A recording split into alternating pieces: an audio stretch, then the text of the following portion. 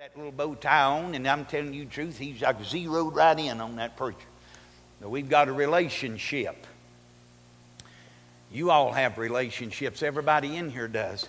But your relationship, the depth of it, the meaningfulness of it, how important it is to you, that will determine how much fellowship you put within that relationship. I hope we've got a lot of younger couples in here. I'll just say very graphically this morning, I hope you have a lot of intimacy rather than sexual intimacy. Because if the only intimacy you are experiencing as a young husband and wife is sexual intimacy, then you are missing out on gobs of good stuff. There's spiritual intimacy, scriptural intimacy, recreational intimacy. There's a lot of things you can do as a husband and wife to where the fellowship within that relationship makes the relationship stronger and more meaningful to you. And then especially when you allow that fellowship to expand on into friendship. Now we're really talking about something good. How many husbands and wives in here you can say, my best friend is my spouse? Would you hold your hand up there? Look, ain't that precious? How precious, how precious. That's the way it ought to be. And the very best friend you have in this world is Jesus. He said, I've not called you servants, I've called you friends. And you're my friends if you do whatsoever I command you. Now, some of you in here no longer have a spouse. Some of you don't want one. I've talked to a lot of them. They've had several. They say, I don't want no more. I said, well, glory to God. That's all right, because we're talking about the emphasis here is our relationship with Jesus. That I may know him, the power of his resurrection, and the fellowship of his sufferings. That means we're one. Now here it is. It's nothing deep. Just simple as can be. Be thankful unto him and bless his name. He died, suffered. One of the probably most accurate historical depiction of the Passion of Christ was probably in Mel Gibson's movie, The Passion of Christ.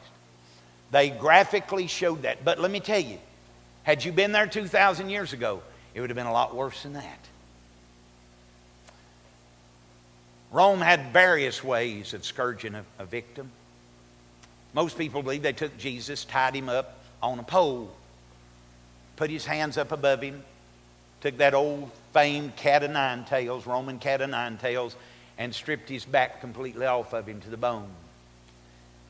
Could have done that, but they had even a more heinous form of scourge. They called it the barrel. You've heard me talk about it. It's like the ribs of a barrel, just a frame, and they would lay the victim out over that, and they would stake their hands down in front to the side, and their feet spread eagle back to the back, and taunted their whole skin, their arms, their legs, their back. And also they would upstroke the victim too, not just downstrokes. Every time that cat of nine went down, there was 18 pieces of glass or animal bone, jagged and sharp, cutting down upon the victim. Jesus was wounded way more than 1,000 times. He had such blood loss. He was in hemorrhagic shock before he ever left the fortress, and headed out the Via Dolorosa. When they would come with those upstrokes, it would get their stomach and their chest and their frontal thighs all the way. When they got done with Jesus Christ and pulled him back up to his feet, it was amazing. I heard a Christian pathologist say one time, he had to be God or he'd been dead a long time before he ever got to the cross. He did that for you. That's the price of sin.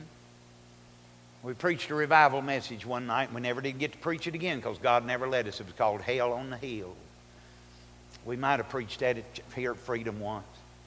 Hell on the hill. He was thirsty, bless his name. He said, I'm thirsty. They gave him vinegar. They gave him no mercy whatsoever. He suffered for souls. He suffered for you. He suffered for me. And the next time you get a little angry at somebody, see, victory is at the cross. If you're mad at somebody this morning, sometime before Wednesday, take a little mental trip to Calvary. Put your face at the base of the tree where it touches the earth.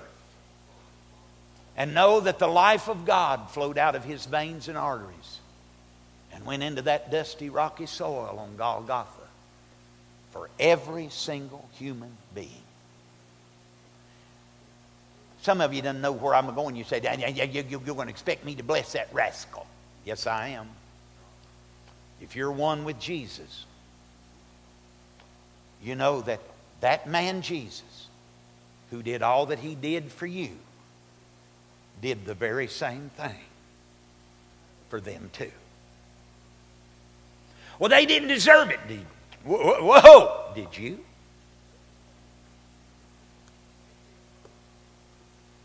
Oh, you reckon you deserved it? No, you didn't. But love and mercy and grace, that's who he is. And that's who we're supposed to be. So let me say it again. Don't you ever confuse meekness for weakness. Meekness is the inwrought grace of God in your soul and operational in your life.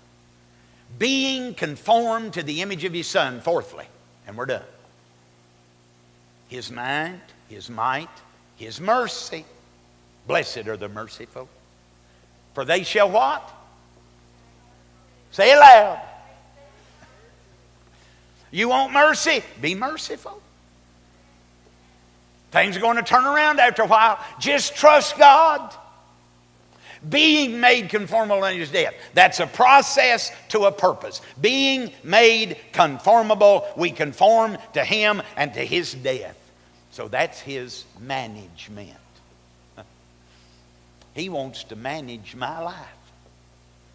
He can do a lot better job than I can. You've heard us say for years, and I'm going to say it again before I shut up this morning.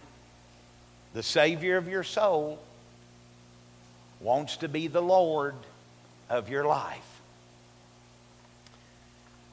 Those people at Meribah, Kadesh, and Horeb, the devil confused them over who they really were. Caleb and Joshua knew they were covenant children. They knew their real identity. But the devil confused them over their identity, so they became doubters and pouters and grumblers and complainers and critics and judges of everybody else. Have they just stayed with who God ever lives to enable them to be? They could have got over Jordan and went into Canaan and started the conquest long before. Isn't that sad? Indeed, it is. I can't manage my life near as good as he can. You let your identity mesh with him. You say, well, how can I love the unlovable? Same way he did. How can I dare believe God? Same way he did. He said, you destroy this temple, and in 3 days I'll raise it up again. You might be saying things that would hurt my feelings in the Adam, but I know my God's listening to what you said. They said about Jesus, his disciples plucked corn on the Sabbath day. He healed somebody. He caused an old, hey, wait a minute. He had the sick man carry his bed on the Sabbath day. And he did this and he did that. Jesus knows what we go through. One of his own men sold him out for 30 pieces of silver. His best friend in this life, arguably, betrayed him and denied him. The whole nation that he came to save turned on him and said, crucify him.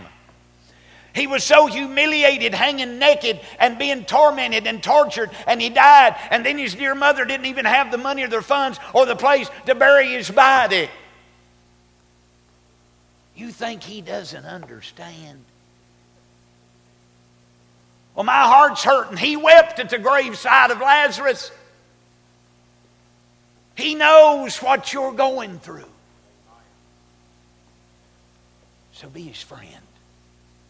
The fellowship of his suffering and being made conformable unto his death, that I might attain that which also, read the next verses. You can know Him, and you can love Him, and you can be one with Him this morning. And no matter what you face, He's facing it too. So Emily, you can stand at the bedside of your sick mama and know that God's got it. We can go to the graveside of a loved one and knowing, oh death, you've got me weeping now, but the resurrection's going to have me dancing one of these days, because greater is He that's in me than he that's in this world. It's called hope, and it's called peace, and it's called love. All the attributes of Christ that are inside of you, just waiting to be released from you. It's called the fruit of the Spirit. And it's not my might nor my power, but by my Spirit, saith the Lord. So can we conquest Canaan? Absolutely. Because we are hyper-conquerors. It's not through us, it's through Him. And it's not in us, it's in Him. Thank God, I hope you get that simple little truth today, and that you'll live this day knowing that the Canaan conquest is a reality in your life. You get knocked backwards a little, but you keep coming forward. You might spend a pain-filled night, but joy is going to come in the morning, because we hold to that blessed hope, and we rejoice in our precious memories. And we utilize and take advantage of our very present help. Teresa and Max, you know what I'm talking about. When you had the trip to Abingdon. And I don't mean to bring tears up in you and break your heart. But I'm telling you, ain't God faithful? How do you go through this stuff? Through Him. How do you maintain peace when it seems like the world's against you? How can you have somebody come up and spew out a bunch of old, hateful, old, smart-aleck stuff and not want to punch them in the mouth? Because of God's grace. You just keep on being stable, because He is your stabilizer. You can only stand because He's your strength sometimes. So when we endure the bad and enjoy the good, we give Him all the glory.